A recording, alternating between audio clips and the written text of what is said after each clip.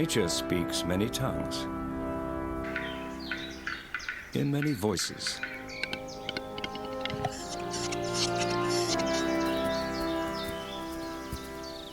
Or with no voice at all. Across the face of the planet, animals express themselves through roar, or click,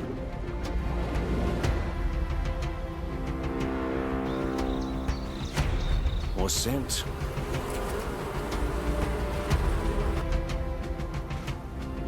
or touch. In secret languages shared only with their own, to feed off rivals. Summon the troops. Find a mate. Or sound the dinner bell. Communication tactics as diverse as life itself. Getting the message across is one of the animal kingdom's most complex ways to survive the wild.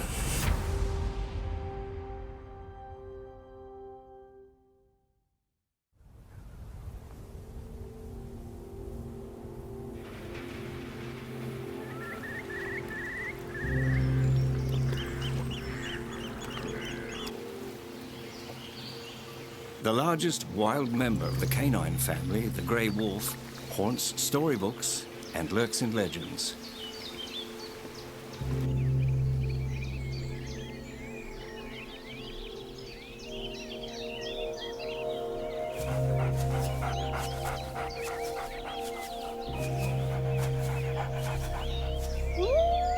But in truth, he's a family man who likes to keep in touch.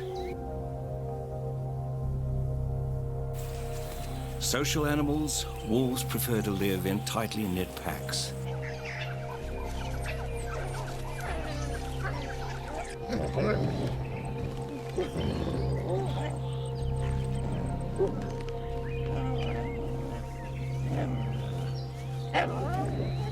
With posturing, licking, and play fighting, pack members reaffirm their place in the hierarchy.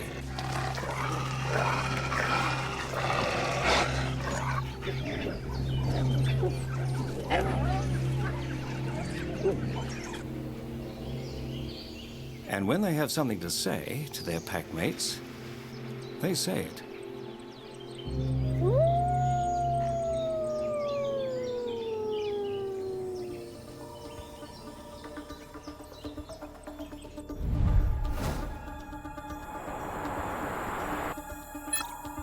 Tipping his head back, his call of the wild can project up to 6 miles. A howling wolf might declare territory, identify himself, or call his pack.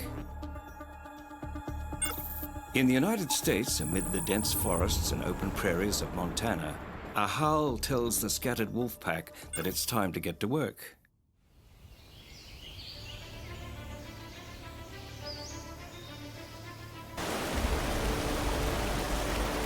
The rallying call summons the pack for the hunt.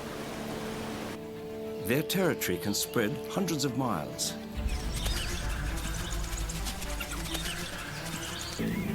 They catch the scent of a herd of bison in their range.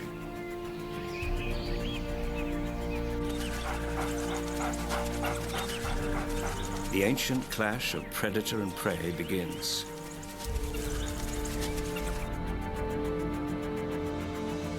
Each knows its role.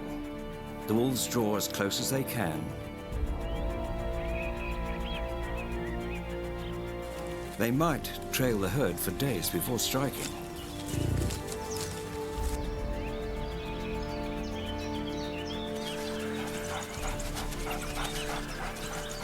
Detecting the threat, the bison close ranks, standing their ground. Now that they are close, the wolves prefer the herd to move before they can attack.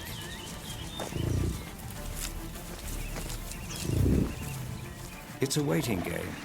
The hunting party knows the bison will eventually panic and bolt.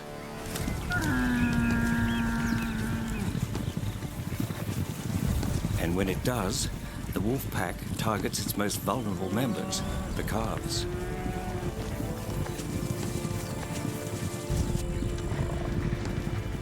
The bison have speed and strength on their side, but the wolves drive them into swampy ground, slowing the escape and separating their target from the herd's protection.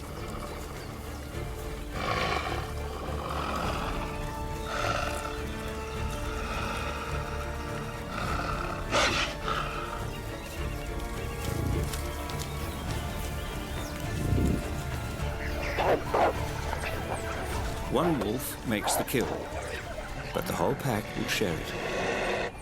The alpha male and female who led the hunt get first dibs.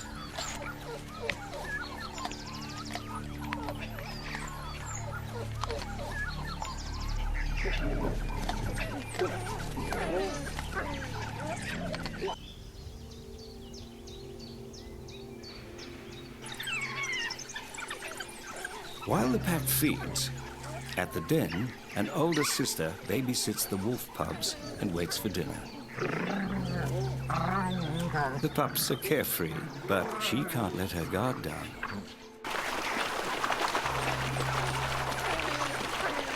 In these woods, wolves are not the only predators.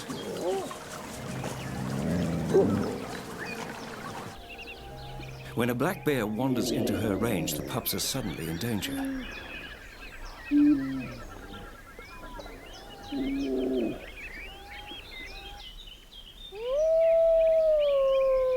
She barks out an alarm.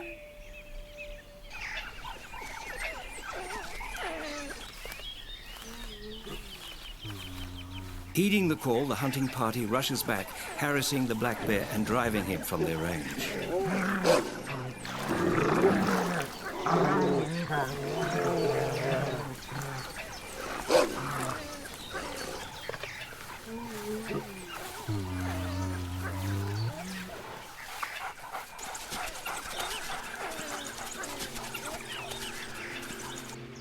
Whether it comes to scaring up a meal or scaring off enemies, clear communication keeps this wolf pack running smoothly.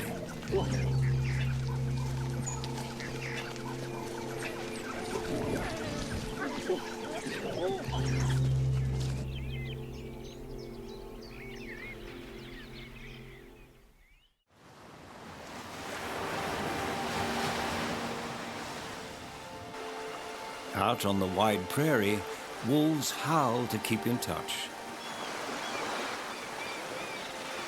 Deep at sea, sperm whales have their own ways of making long-distance calls.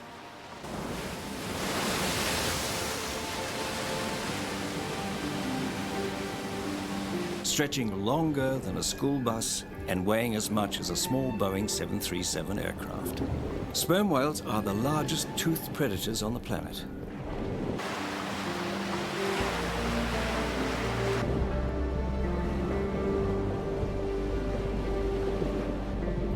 Gracefully traversing the seas, they have more to boast about than their enormous size.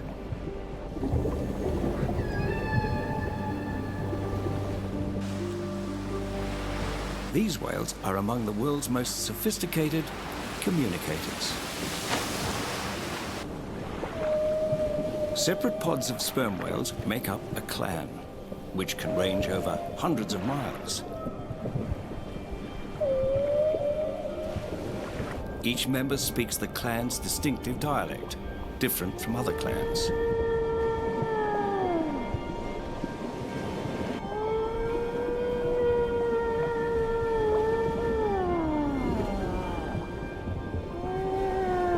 They also share clan rules, which they transmit across the vast ocean.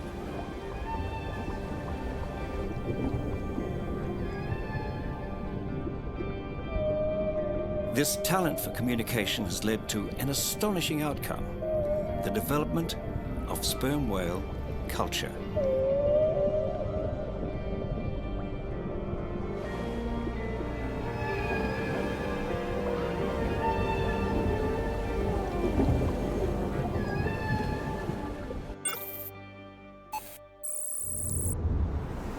In the North Atlantic, a pod of sperm whales goes about its daily routine.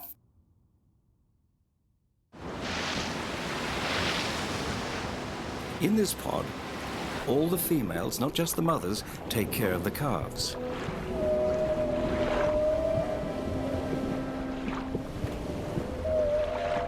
That's how it's done in the North Atlantic, but not necessarily in other oceans.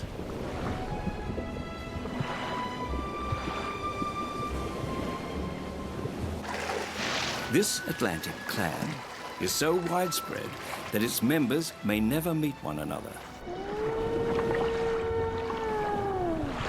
So, how do they share their culture? It doesn't hurt to be one of the loudest animals on the planet.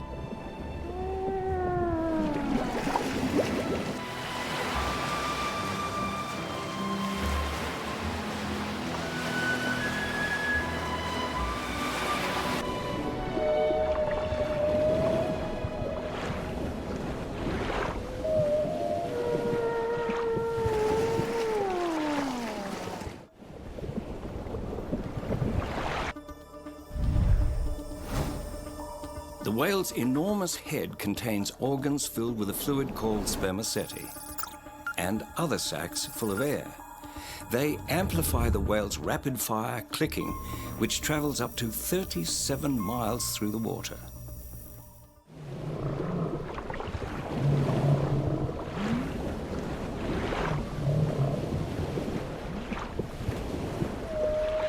These whales converse by stringing their clicks together to form a phrase or coda. That's their dialect. Whales in a clan share common codas, but each whale also has a unique signature coda. This big whale small talk helps whales identify each other in the gloom.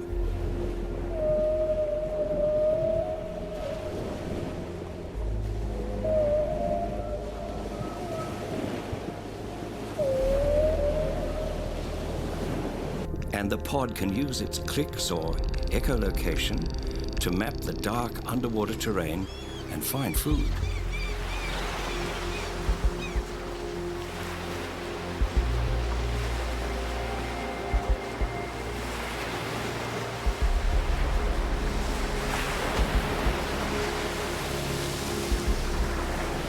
But sometimes community spirit can backfire.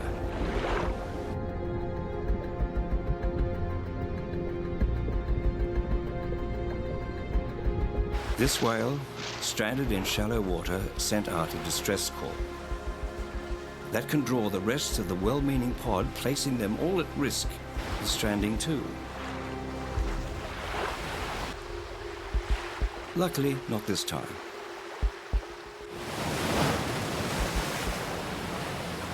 Whales have found their way into legends and lore since the days of the ancient seafarers. Today, as we learn more about them, we realize they're more fantastic than anyone had ever imagined.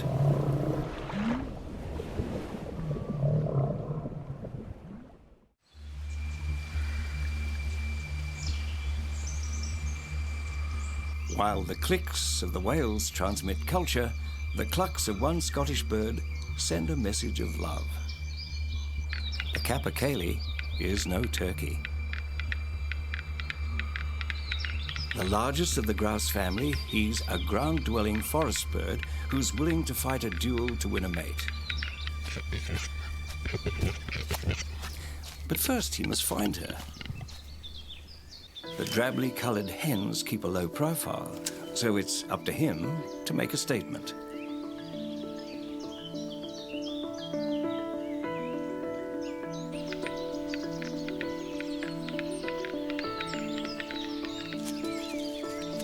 Beside his flashy fan of tail feathers, he has a beautiful singing voice. At least the hens might think so.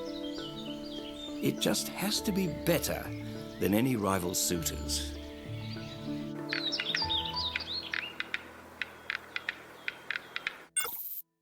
The ritual plays out in northeast Scotland, where the ancient forests of the Cairngorm National Park provide the perfect stage.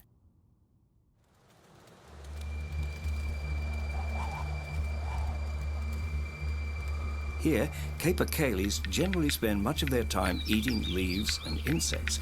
But spring is coming, and this fellow has other ideas. The females in his range are not always easy to spot, so he attempts to lure them with his love song.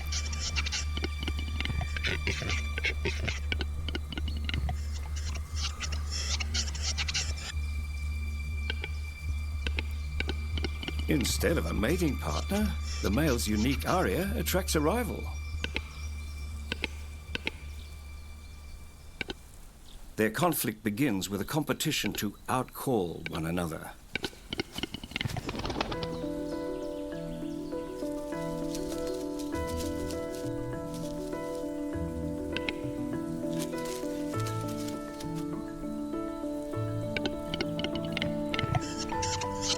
When that strategy fails, the threat escalates.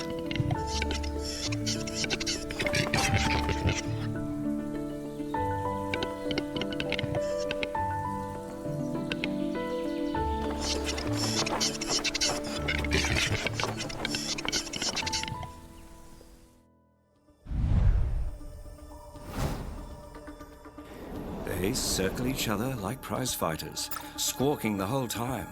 They fan their tails and ruffle their feathers to exaggerate their size. If neither backs down, they go at it with claws and beaks. The loser limps away, while his rival gets the girl. The defeated capercaillie is down, but not out. The breeding season's just begun, so he still has a chance to prove his manliness in another territory. He finds a place with no challenges, and at least one semi-interested hen. He gives it his all. The same moves that intimidate rivals, hens find sexy. He has her attention. Now he's got to bring it home.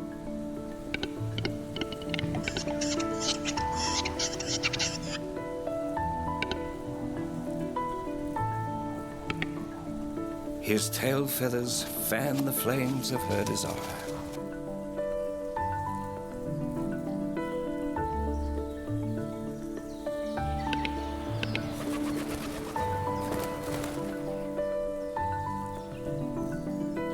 He's found his mate.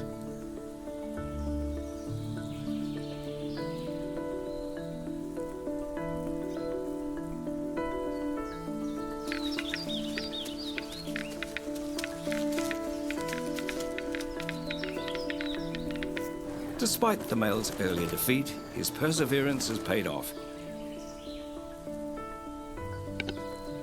And so has his ability to communicate his virility.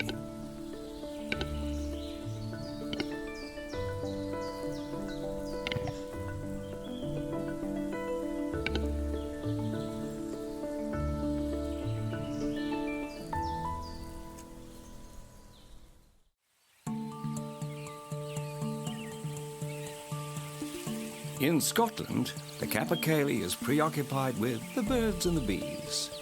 On the other side of the world, bees are more concerned with making a living.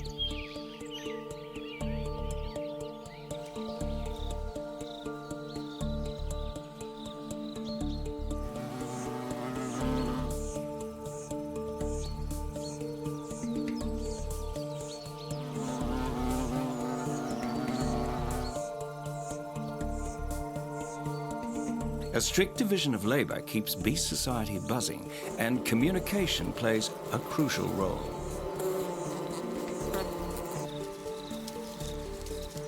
Especially when change is in the wind.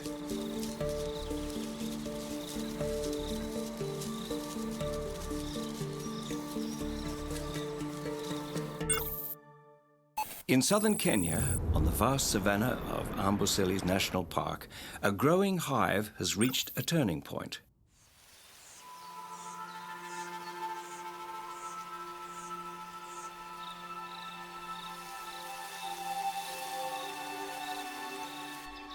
It's gotten too big. So the queen has left to form a new colony, taking most of her subjects with her. She's the only bee who can produce new workers.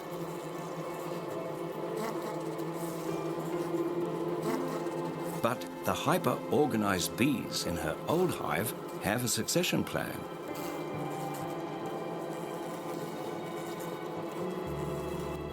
A new queen emerges from their ranks.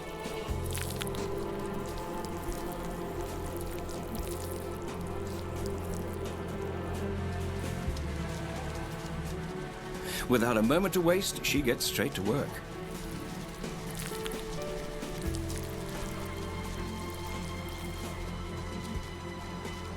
Her reign begins with her coronation. Touring the hive, she heralds her arrival by spreading her pheromone, ensuring her subjects' loyalty.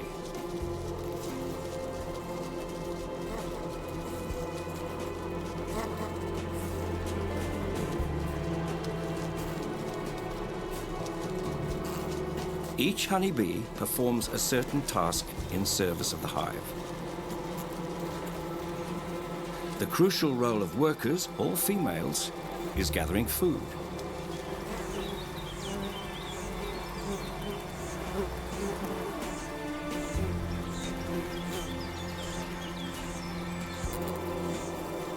Each worker can carry up to half her body weight in pollen, which he stuffs into pockets on her legs.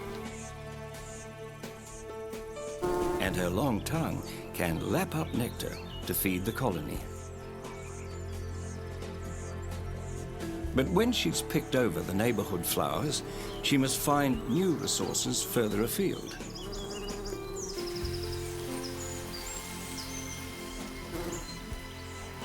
Her mission can take her more than 3,900 feet from the hive.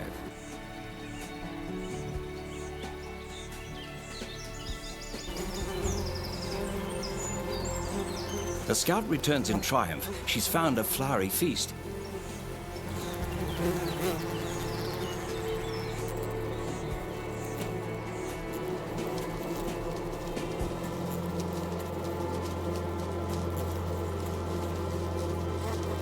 She communicates the address by performing a waggle dance.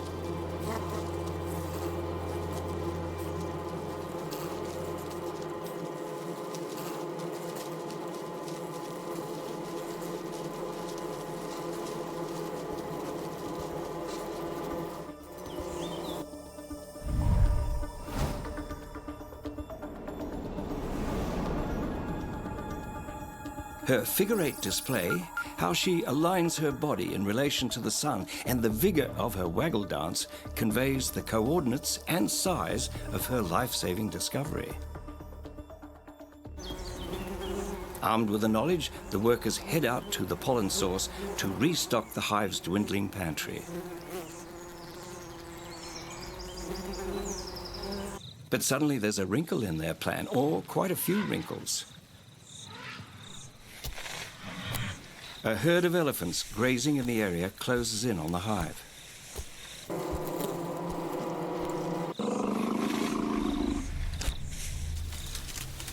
As they knock down trees to reach the most tender leaves, the tree with the hive could be next.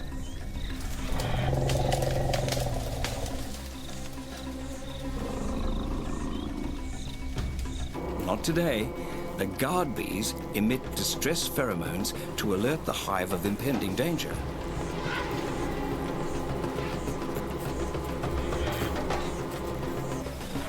The elephants have size, but the bees have numbers.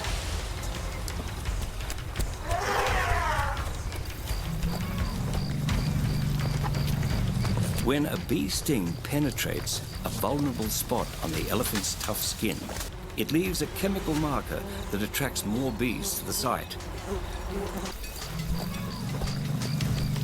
The resulting swarm drives the elephants away.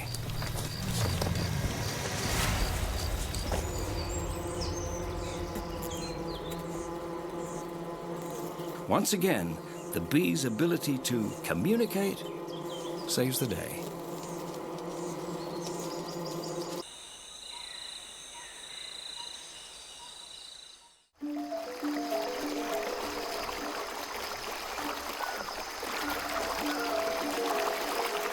Honeybees' black and yellow colour tells enemies they'd best keep away, whereas chameleons use colour to say all sorts of things. Moving undetected, this chameleon closes in on its prey.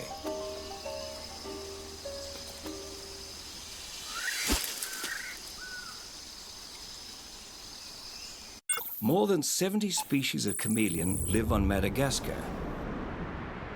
Each communicates with colour.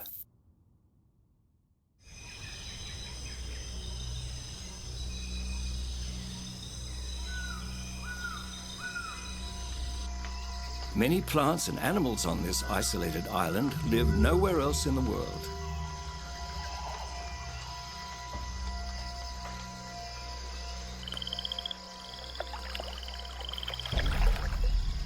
About twice the size of the UK, Madagascar is home to 5% of all plant and animal species, including nearly half of all chameleon species. Sometimes called the eighth continent, Madagascar has a range of climates and geographic niches, with different chameleon species adapting to almost all of them.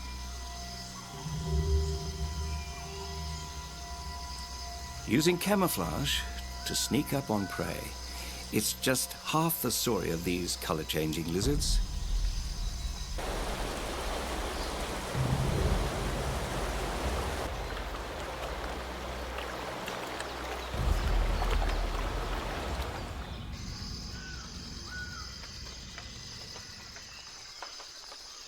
Chameleons also shift color to communicate with other chameleons.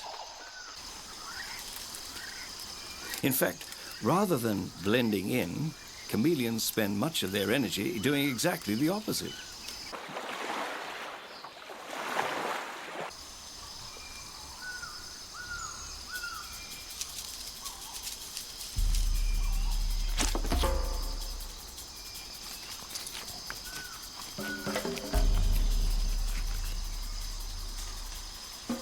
Using their own form of colorful language, chameleons silently converse with one another, revealing their intentions from courtship to competition.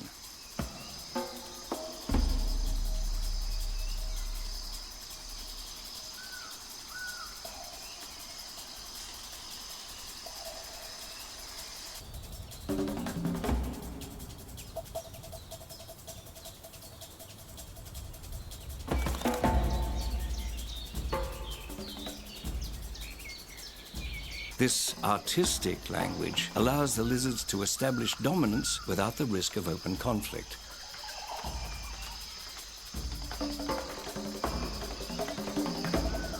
That's what these guys are trying to do.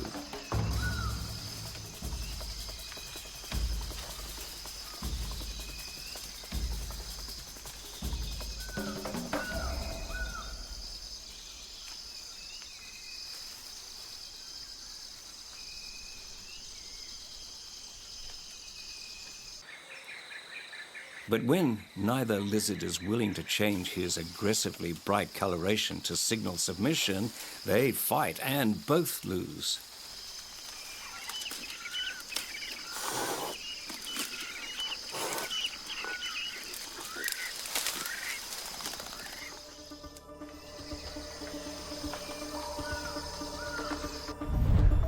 Chameleon skin cells contain nanoscale crystals. The chameleon can expand or shrink the space between these crystals, rapidly altering the color of light they reflect and therefore the color of his skin.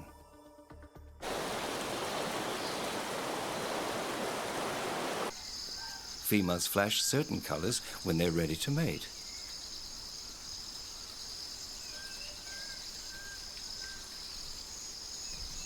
This female's drab colors are just what this male is looking for.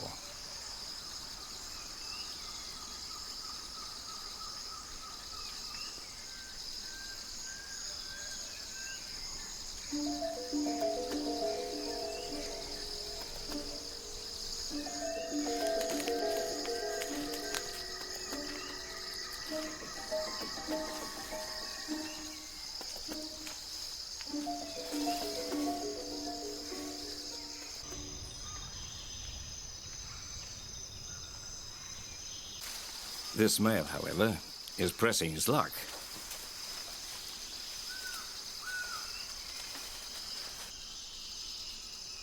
The female's coloration clearly states she's not interested. If he didn't get the message before, she makes her point now.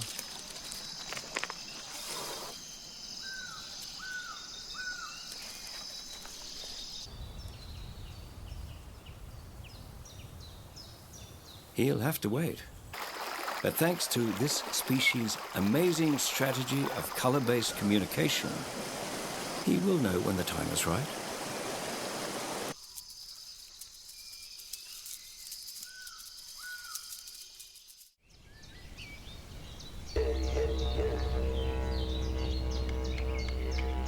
From the island of Madagascar to the island continent of Australia, residents find ways of expressing themselves.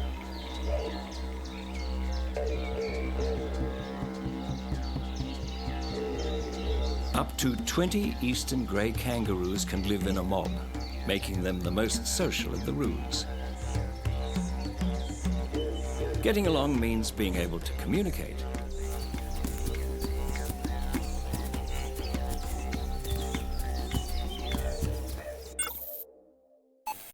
They live across the vast spaces of eastern Australia, including Victoria's Alpine National Park.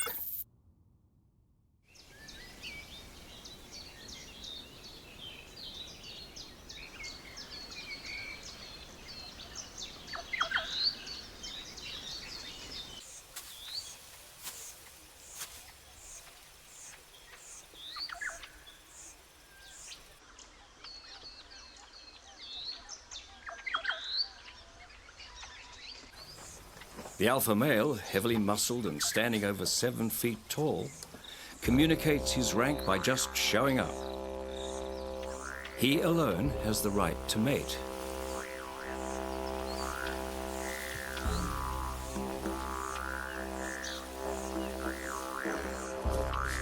Subordinate males, along with females and their young joeys, make up the rest of the mob. They reinforce their social bonds by grooming each other.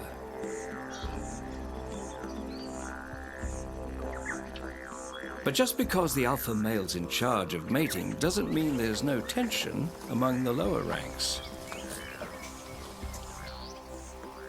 When the females are ready to mate, the subordinate males get excited.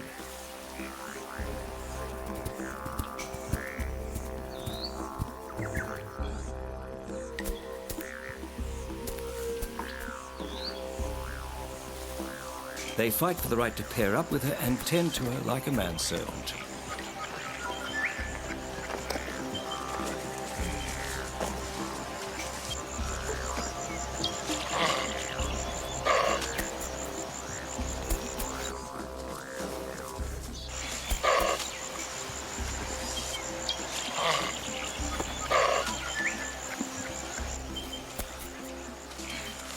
And that's almost as good as being alpha.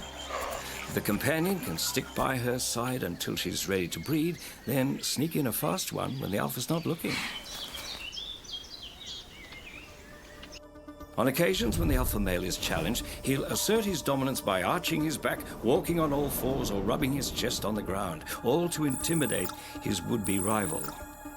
A short cough from the challenger announces his surrender, avoiding the need for a fight.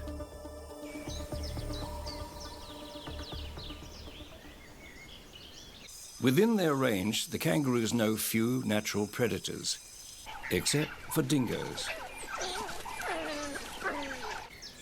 But even then, the kangaroo's social network protects them.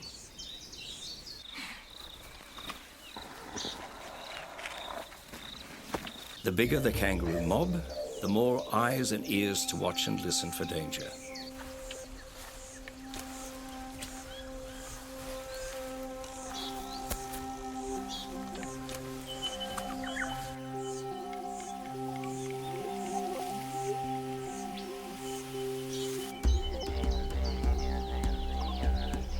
That doesn't stop the dingoes from trying.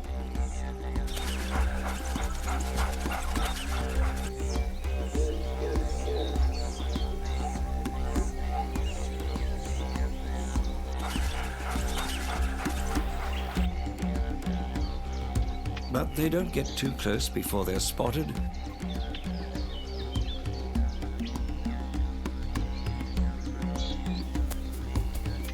And the roos employ their go-to defensive strategy, bounding away at over 30 miles per hour.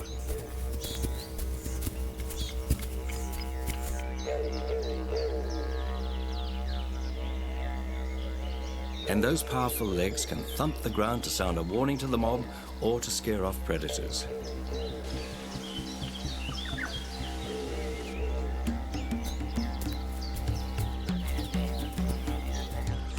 A smaller, newer predator also poses a threat.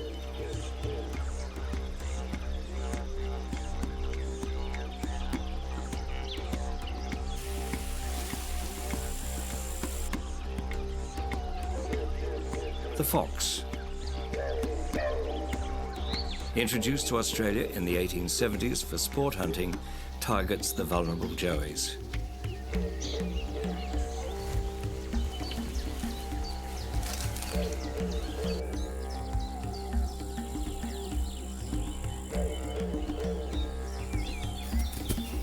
But the kangaroos, constantly on the move, constantly vigilant and constantly communicating, continue to thrive.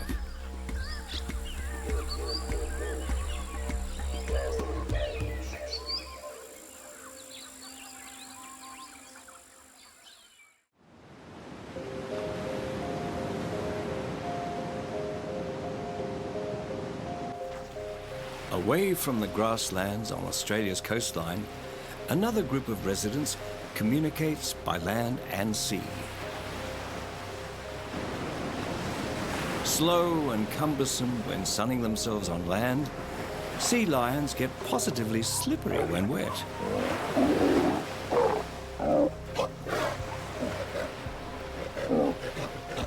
Transforming into agile marine predators rightly named the lions of the sea.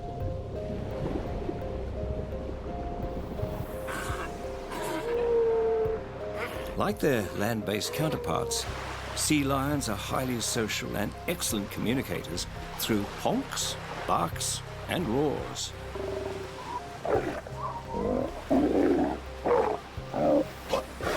In fact, they bark for a lot of reasons, making for quite a noisy colony.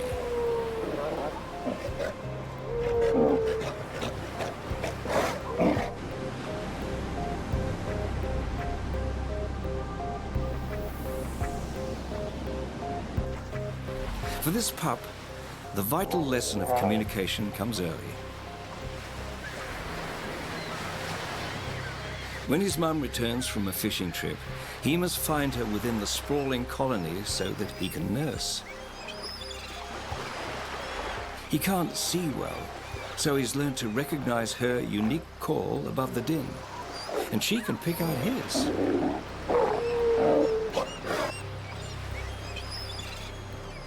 The island is crawling with nursing mothers, but each only looks after her own pup.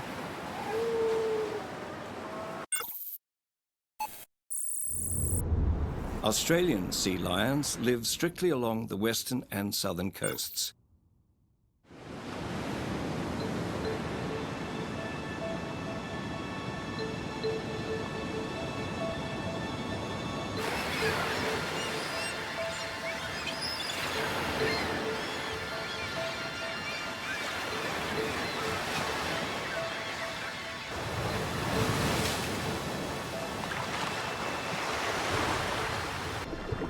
They breed on land but hunt individually in the water, foraging close to the shore.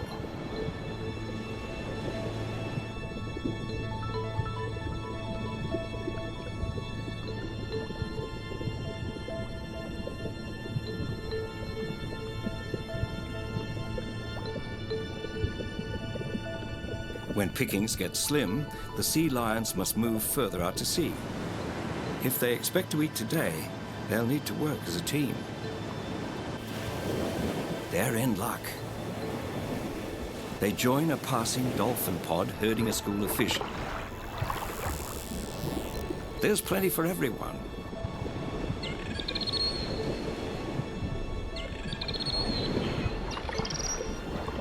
No one knows if dolphins and sea lions communicate with one another, but they make a great team.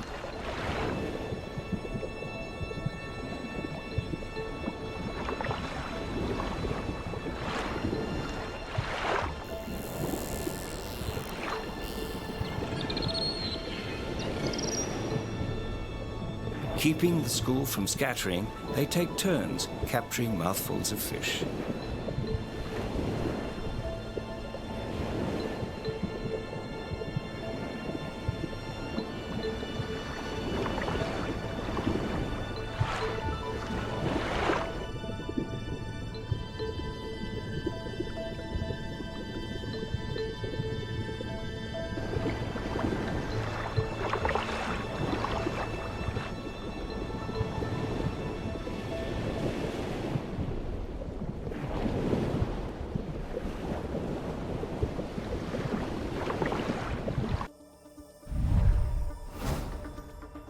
Sea lions can hear far beyond the range of humans, and underwater they use their whiskers, or vibrissae, to pick up subtle vibrations from prey or predators.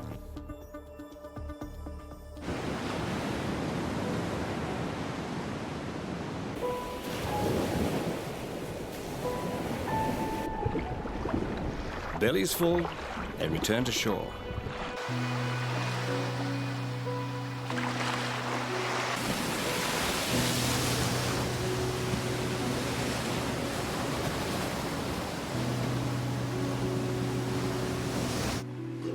Now, the males communicate in a different way, brawling. They fight for dominance and to impress the females.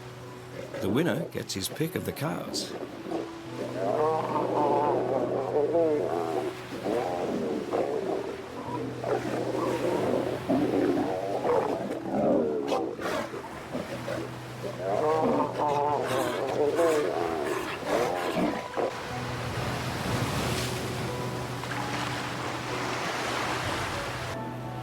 Finally, the winning bull and cow seal the deal.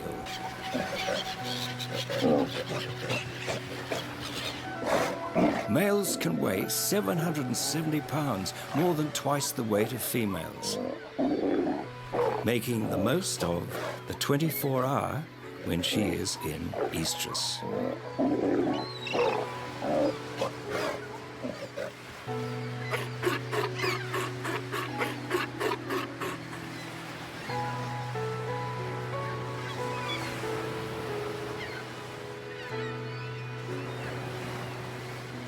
As the breeding season ends, calmness prevails.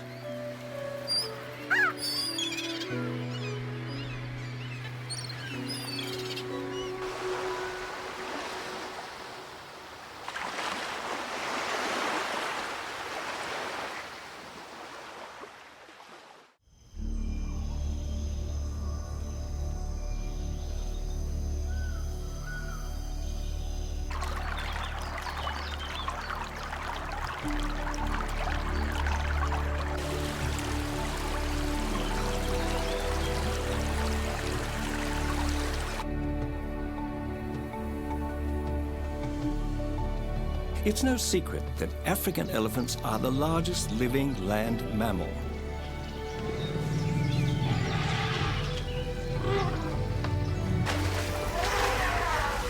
What's less obvious is the fact that these icons of the savannah are colossal communicators too.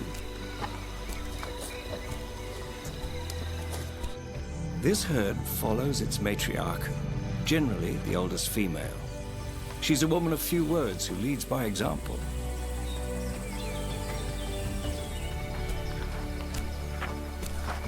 With each member of the herd needing to drink vast quantities every day, a constant priority for the matriarch is finding water.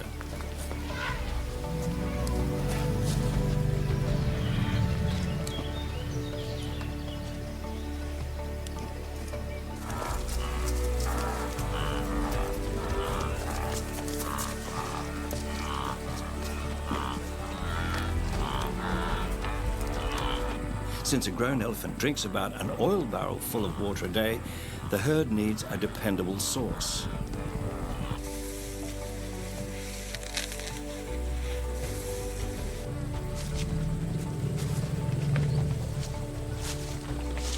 As water holes dry up, the matriarch leads the herd to distant drinking spots she remembers from years past.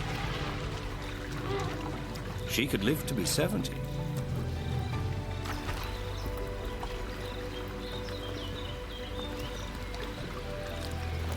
In this especially long, dry season, the herd needs to keep moving to quench its thirst.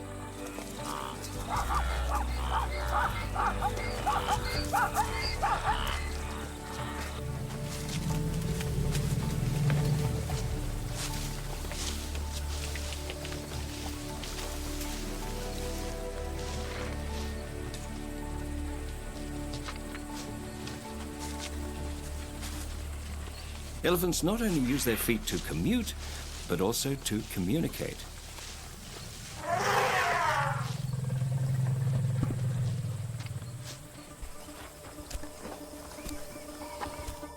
By pressing their front feet to the ground, elephants may pick up seismic vibrations that travel through their bones into the middle ear. They might be able to detect an alarm or mating call up to 9 miles away.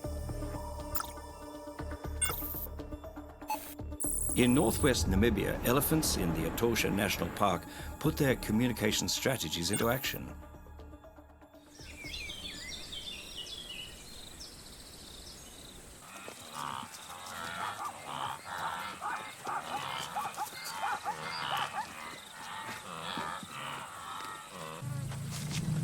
The matriarch has guided the herd to a waterhole.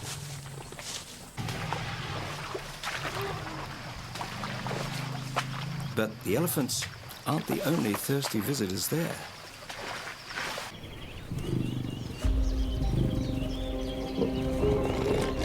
The herd warily stands its ground, but not for long.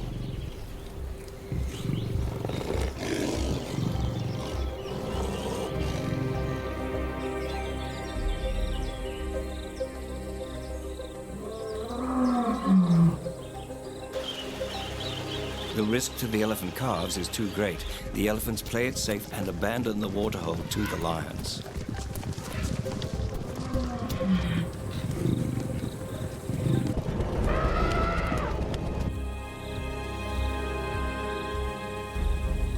But the retreat has come at a cost. One of the males got separated from the herd that's now far away.